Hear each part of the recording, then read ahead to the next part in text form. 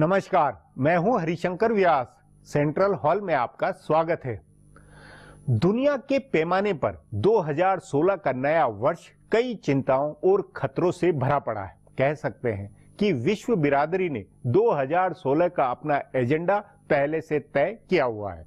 America और पश्चिमी देश इस्लामी स्टेट को नक्शे से मिटाने की कसम खाए हुए हैं, तो उधर जिहादियों ने भी प्रण लिया हुआ है कि वे फैलेंगे, दुनिया को दहशत में लाएंगे। कई मायनों में विश्व राजनीति में इस्लामी स्टेट ने महाशक्तियों में आम राय बनाई है। रूस, अमेरिका और चीन सभी इस्लामी स्टेट के खतरे को लेकर गोलबंद है। नंबर 2 चिंता आर्थिक बदहाली की है। चीन, यूरोपीय और उभरते देशों की आर्थिकी के संकट ने अमेरिका की रिकवरी को भी दबाया हुआ है। लेकिन मोटे तौर पर अमेरिका विकास की रफ्तार पकड़ रहा है। इसलिए दुनिया में उम्मीद है कि 2016 में विश्व आर्थिकी बेहतर होगी। दिक्कत यह है कि कच्चे तेल और जिंस बाजार में मंदी से कई देशों की बर्बादी संभव है। अरब और खाड़ी देशों की बदहाली में नए संकट बन सकते हैं। अंतर्राष्ट्रीय राजनीति और विदेश नीति के मामले में भारत को सर्वप्रथम पड़ोसी देशों की चिंता करनी है। अफगानिस्तान को लेकर पश्चिमी देश पीछे हट रहे हैं। अमेरिका चाहता है कि अफगानिस्तान को अब पाकिस्तान व भारत मिलजुल कर ठीक करे। तभी प्रधानमंत्री नरेंद्र मोदी की पाकिस्तान यात्रा से सहयोग का रास्ता खुलता लगता है। निसंदेह 2016 में भारत को पाकिस्तान, नेपाल से लेकर मालदीव, बांग्लादेश सभी पर ध्यान देना होगा। इस्लामी स्टेट और आतंक के खिलाफ भारत का स्टैंड भी 2016 में प्रभावी छाप छोड़ सकता है। आज 2016 में दुनिया की दशा दिशा की संभावनाओं पर चर्चा है, मगर उससे पहले गपशप और खास सुर्खियां। शुरुआत सियासी गपशप से करते हैं।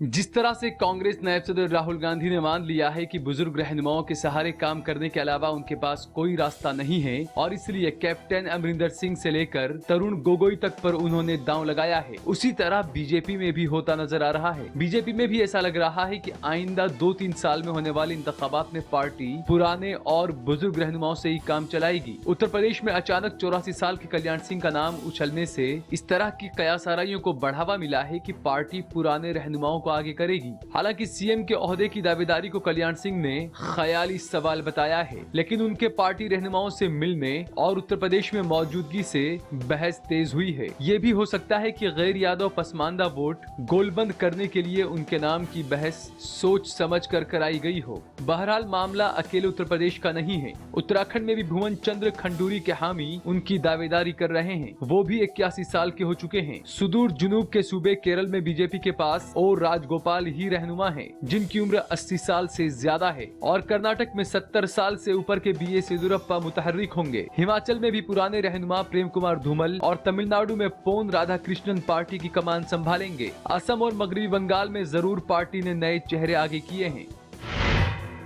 बीजेपी बागी रहनुमाओं पर कार्रवाई टाल सकती है। बताया जा रहा है कि पार्टी की आला क़यादत अभी दाखिली महाज खोलना नहीं चाह रही है। पाकिस्तान के साथ मज़ाकरात और पठानकोट हमले के बाद हुकूमत आलमी महाज पर घिरी है और कांग्रेस समेत दीगर हिज़्ब इख्तिलाफ जमातें हुकूमत को कटघरे में खड़ा कर रही है। आम आदमी पार्टी ने अलग अरुण जेटली के खिलाफ महाज खोला है। ऐसे में पार्टी अपने अंदर भी महाज खोल लेती है तो उससे नुकसान होगा। इसलिए बताया जा रहा है कि अभी कीर्ति आजाद पर भी कार्रवाई टल सकती है। हालांकि उनके मामले पर 10 जनवरी को गौर किए जाने के इम्कानात हैं, लेकिन कहा जा रहा है कि उन्हें पार्टी से निकालने का फैसला शायद ही हो। ऊपर से शत्रुघ्न सिन्हा की किताब के रस्म इदारे के बहाने आज के जमावड़े से भी पार्टी के आला रहनुमा मुस्तैद हुए हैं। बीजेपी के बाहरीन जराये का कहना है कि कीर्ति आजाद को पार्टी से निकालने या शत्रुघ्न सिन्हा और यशवंत सिन्हा जैसे रहनुमाओं पर कार्रवाई करने से इन तमाम रहनुमाओं को मुत्तहिद होने का मौका मिलेगा। ये रहनुमा मोदी की खारजा पॉलिसी से लेकर इक्तिसादी पॉलिसी तक सब पर सवाल उठाएंगे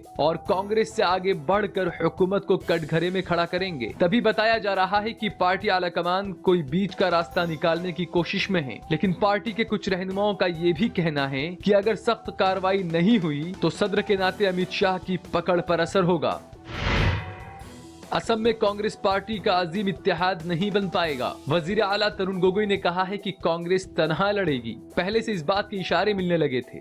बदरुद्दीन अजमल की पार्टी AIUDF के साथ मुफाहमत करने पर हिंदू वोट कांग्रेस से दूर भागने का खतरा था, इसलिए पोलराइजेशन के खतरे को देखते हुए कांग्रेस ने मुफाहमत नहीं करने का फैसला किया। अजमल खुद मुफाहमत के लिए तैयार थे। बिहार के वजीर आला नीतीश कुमार ने इसके लिए कोशिश भी की थी, लेकिन बताया जा रहा है कि असम में कांग्रेस के लिए काम कर रही प्रशांत किशोर की टीम ने भी अजमल से दूरी रखने का मशवरा दिया।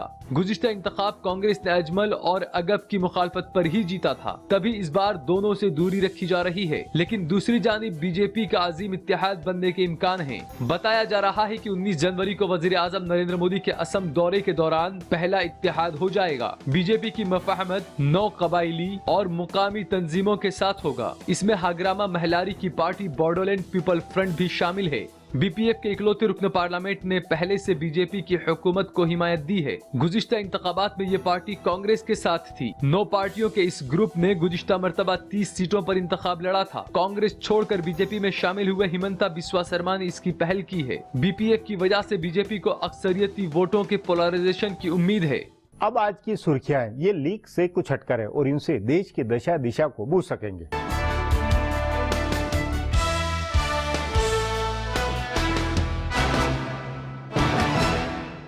छत्तीसगढ़ में कांग्रेस के सीनियर रहनुमा और सूबे के पहले वजीर आला अजीत जोगी पर पार्टी की गाज गिर सकती है। माहिरीन जराये का कहना है कि अंतागढ़ असेंबली सीट के जिमनी इंतखाबात में कांग्रेस उम्मीदवार को बैठाने की सौदेबाजी के मामले में पार्टी उन पर कार्रवाई कर सकती है। उससे पहले उनके बेटे और पार्टी के रुकन असेंबली अमित जोगी को पार्टी से 6 साल के लिए निकाल दिया गया। अजीत जोगी पर कार्रवाई में इसलिए वक्त लग रहा है क्योंकि वो कांग्रेस वर्किंग कमेटी के मेंबर हैं और उनके बारे में पार्टी की कौमी सदर सोनिया गांधी को फैसला करना है। अजीत और अमित जोगी के खिलाफ मामला 2014 में हुए अंतागढ़ जिमनी इंतखाबात का है, जिसमें कांग्रेस उम्मीदवार मंतूराम पवार की उम्मीदवारी वापस लेने के लिए दोनों पर वजीर आला रमन सिंह के दामाद पुनीत गुप्ता के साथ सौदेबाजी के इल्जामात आयद किए गए हैं। इन तीनों के बीच बातचीत का एक टेप सामने आया है। हालांकि जोगी बाप बेटे ने इसे साजिश बताया है और कहा था कि टेप से छेड़छाड़ की गई है।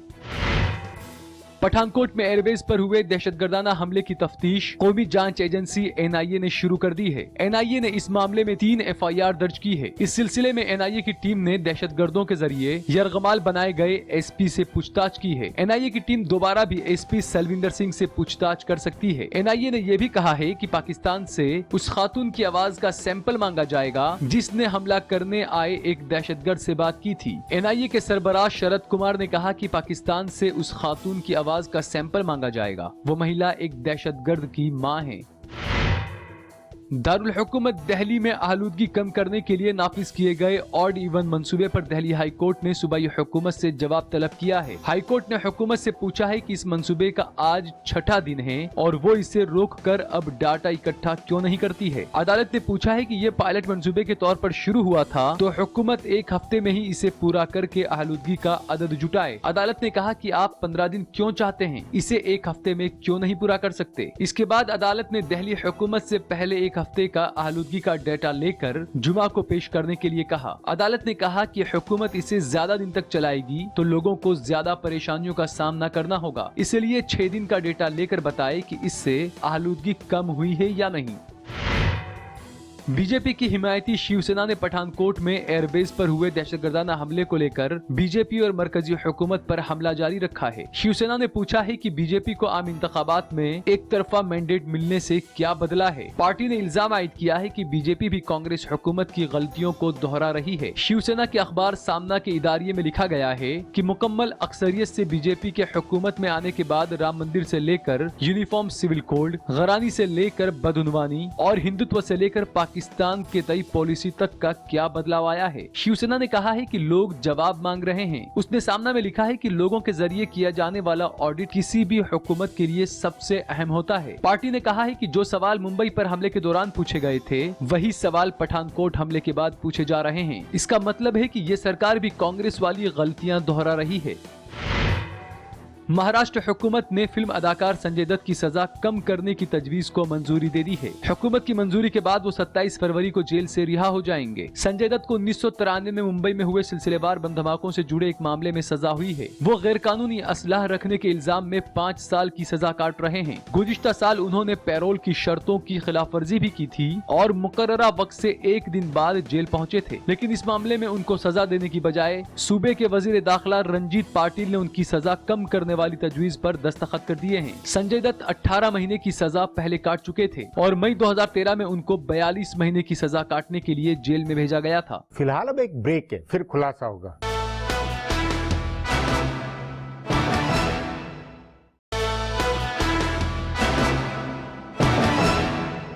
विश्व राजनीति में इस समय आतंकवाद, आर्थिकी और जलवायु परिवर्तन के 3 मुद्दे हावी है। मोटे तौर पर सभी मुद्दों पर वैश्विक सहमति का माहौल भी है।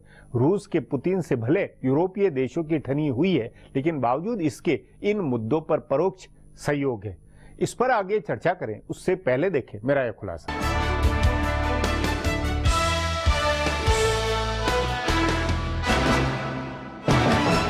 हिंदुस्तान के लिए नया साल कैसा रहेगा, ये इस बात पर मुनहसिर करेगा कि दुनिया के हालात कैसे रहते हैं, दुनिया की स्ट्रेटेजी कैसे आगे बढ़ती है और इक्तसादियात पर असर डालने वाले बाहरी फैक्टर किस तरह से काम करते हैं। इस लिहाज से 2 चीजें काफी अहम हैं। पहली चीज इस्लामिक दहशतगर्दी के खिलाफ आलमी लड़ाई और दूसरी चीज कच्चे तेल की कीमत है। वजीर आजम नरेंद्र मोदी इस बात को समझ रहे हैं कि जनूबी एशिया में कायम अमन की हिंदुस्तान में अमन की गारंटी है, तभी वो तमाम गैर मुस्बत माहौल के बावजूद पाकिस्तान के साथ रिश्ते सुधारने की कोशिश कर रहे हैं। उन्होंने अचानक पाकिस्तान का दौरा किया और उसके बाद पठानकोट में हुए दहशतगर्दाना हमले के बावजूद फौरी जज्बात में बहकर पाकिस्तान के साथ बातचीत को खत्म करने का ऐलान नहीं किया। उन्होंने पठानकोट हमले में पाकिस्तान की एजेंसियों के किरदार होने के पुख्ता सबूत होने के बावजूद सब्र से काम लिया। बाद में खुद पाकिस्तानी वजीर आजम नवाज शरीफ ने फोन करके इस मामले की तफ्तीश में ताउन करने की यकीन दहानी कराई। हिंदुस्तान के लिए यह हालत काफी जरूरी है कि पाकिस्तान में शिद्दत पसंद ताकतों को दबाया जाए, तभी हिंदुस्तान की सोच में पाकिस्तान और अफगानिस्तान दोनों हैं। अमेरिका अफगानिस्तान से पीछे हट रहा है और चाहता है कि हिंदुस्तान और पाकिस्तान मिलकर इसे संभालें। तभी अफगानिस्तान में सरगर्म दहशतगर्दी तंजीमें हिंदुस्तान के खिलाफ हुई हैं।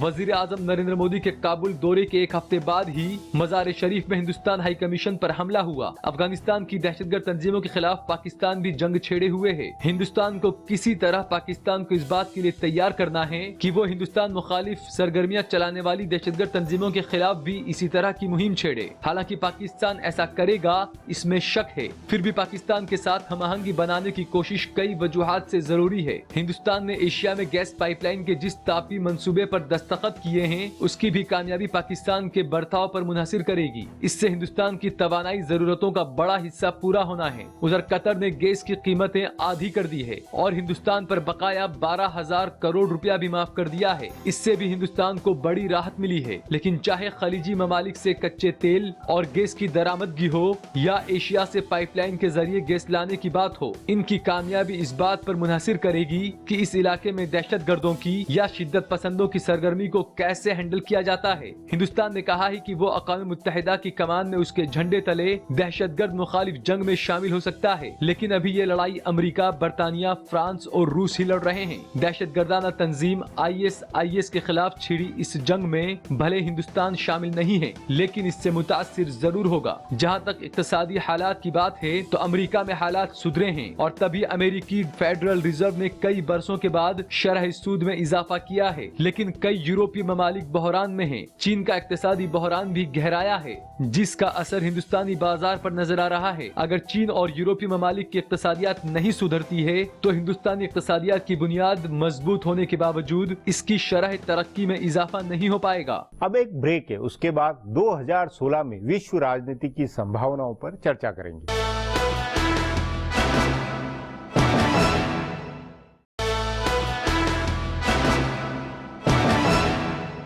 सन 2016 प्रधानमंत्री नरेंद्र मोदी की विश्व कूटनीति के नतीजों का वर्ष हो सकता है। 2015 में तमाम देशों की यात्राएं कर प्रधानमंत्री ने जो बुनियाद बनाई है उसमें विदेशी पूंजी भी आनी चाहिए, तो भू राजनीतिक सामरिक रिश्तों को भी पंख लगने चाहिए। सवाल है, क्या 2016 में भारत की कूटनीति वैश्विक पैमाने पर क्या कुछ गुल खिलाएगी? इस पर चर्चा के लिए आज मेरे साथ वरिष्ठ पत्रकार संजीव श्रीवास्तव है। संजीव जी, 2016 की विश्व राजनीति में क्या क्या संभावना है? क्या आप ऐसे ट्रेंड मानते हैं जो कि 2016 में मुमकिन है? देखिए, मेरे ख्याल से 2015 में जो कुछ भी हुआ उसकी छाया 2016 में रहेगी, और 2015 में भी कमोपेश जो हो रहा है उसका हमने 2014 के आखिर में देख लिया था। पेशावर में जो हमला हुआ था, आतंकवाद का एक नया स्वरूप देखा, बहुत ही नृशंस, बहुत ही बर्बर, करीब 150 बच्चे मार दिए, और उसी का सिलसिला करीब 2015 में जारी रहा है। वहां का तालिबान था, बाद दुनिया में आईसिस जिस शुरू हुआ चार्ली हेब्दो के अटैक से फरवरी 2015 में, नवंबर में फिर 130-140 व्यक्ति पेरिस में अलग अलग फुटबॉल स्टेडियम से लेके म्यूजिक कॉन्सर्ट तक जिस तरह से हत्याएं हुई, और बीच में जिस तरह के बर्बर कारनामों को अंजाम दिया आईसिस ने, तो आईसिस एक केंद्र बिंदु बना दुनिया में शांति बनाम टेरर की जो लड़ाई चल रही है। तो उसके इर्द गिर्द काफी हद तक दुनिया की जो घटनाएं होंगी, शायद 2016 में 2015 का ये प्रतिबिंब दिखेगा कि किस तरह का मोर्चा बनता है। पहली बार सेकेंड वर्ल्ड वॉर के बाद आप देखिए फ्रांसीसी और रशियन लड़ाकू जहाज साथ साथ वॉर में है। तो क्या मेन एनिमी होने वाला है, उससे कैसे निपटना है, आईसिस सबसे बड़ी चुनौती है। आपने भी लिखा है अपने अखबार में कि आईसिस से बड़ी चुनौती कोई इस समय दुनिया के समक्ष नहीं है। एक आईसिस टेरर की, और दूसरी बड़ी चुनौती हम सबकी जेब, अर्थव्यवस्था कैसी रहनी है दुनिया की। इन दो संभावनाओं के इर्द गिर्द घूमेगा, और अमेरिकी राष्ट्रपति का चुनाव वहां पे कौन आता है वो एक शायद नई दिशा निर्धारित करेगा। नहीं, उस नाते अमेरिकी राष्ट्रपति की जो चुनाव है वो ज्यादा मतलब पश्चिम में कैसी लीडरशिप बननी है, या पश्चिम के लीडरशिप को किस तरह दिशा देने वाली है, वो ज्यादा अहम होता हुआ लग रहा है। क्योंकि आतंक के खिलाफ जंग का मामला तो लगातार चल रहा है, लेकिन उसको किस अंदाज में लड़ा जाए, ये डोनाल्ड ट्रंप के कारण शायद इसको गंभीरता से बनेगी। डोनाल्ड ट्रंप भी वही बात कर रहे हैं जो फ्रांस में हुए हमलों के बाद। देखिए, वहां पे चुनाव हुए, तो वहां पे जो राइट विंग दक्षिणपंथी पार्टियां हैं, उसका पहली बार एक इस तरह का बहुमत आता दिखा, और इस तरह की लोकप्रियता दिखी जो पिछले कई दशकों में नहीं दिखी।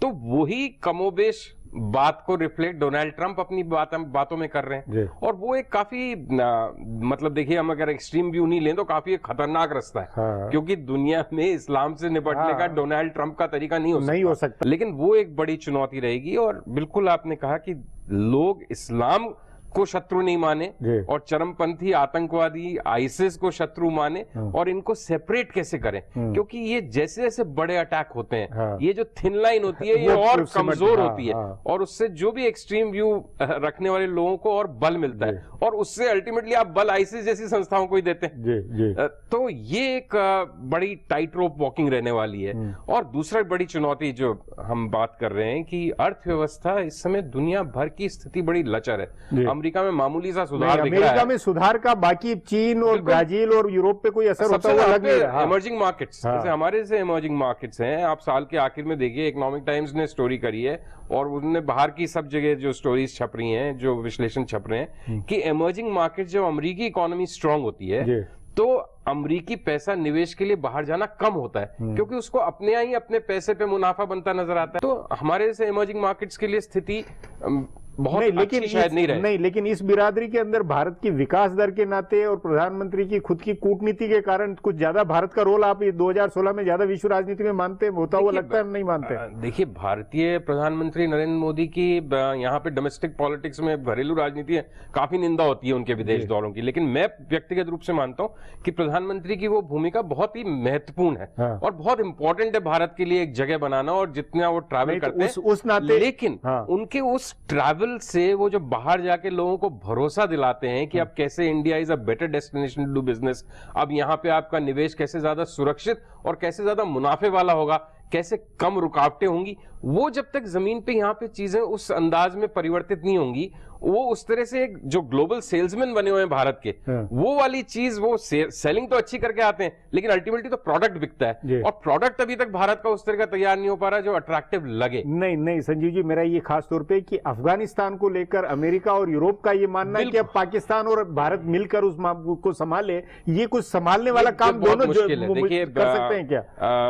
पाकिस्तान के साथ जो हमारी एक खास तरह के रिश्ते हैं, उसमें दो बातें तय हैं, हमें हमेशा उनसे बातचीत के लेवल पे एंगेज करके रहना पड़ेगा, तो बातचीत जारी रहनी चाहिए। दूसरी बात भी इतिहास की वजह से तय है कि हम उन पे भरोसा नहीं कर सकते जब तक वो हमेशा हमारा कुछ ऐसा करे नहीं कि हम उन पे भरोसा करें।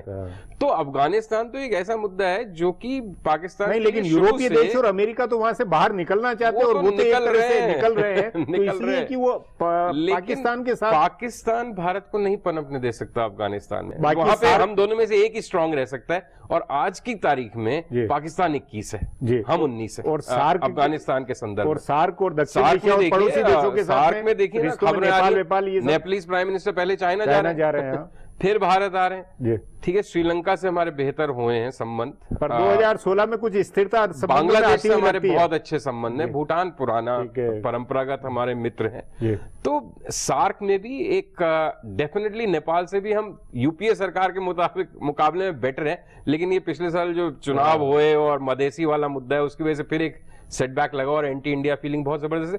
तो सार्क के लेवल पे, आसियान का लेवल जो act east look east policy prime minister की और इस गवर्नमेंट के लिए, ये सब बहुत इंपॉर्टेंट है इकोनॉमिक और स्ट्रेटेजिक दृष्टिकोण से, क्योंकि आपकी साउथ चाइना सी, इंडियन ओशन, ये सब भी कुल मिलाकर हलचल वाला और गतिविधियां रहेगी 2016 में, ये माना जाए। ऐसा तो कोई साल ही नहीं हो सकता हरिशंकर जी जब हलचल नहीं रहेगी और वैश्विक मंच पे और भारत की भूमिका उसमें एक रहेगी। संजीव जी, बातचीत को यहीं समाप्त करेंगे। प्रोग्राम में आने के लिए बहुत बहुत धन्यवाद। हमारा प्रोग्राम अब यहीं खत्म होता है। आग्रह है कि प्रोग्राम पर अपनी राय hsvyas@nayaindia.com पर ईमेल करके बताएं या hsvyas@Twitter और Facebook/नया इंडिया न्यूज़पेपर पर जाहिर करें। अब कल फिर मिलेंगे इसी चैनल पर इसी समय।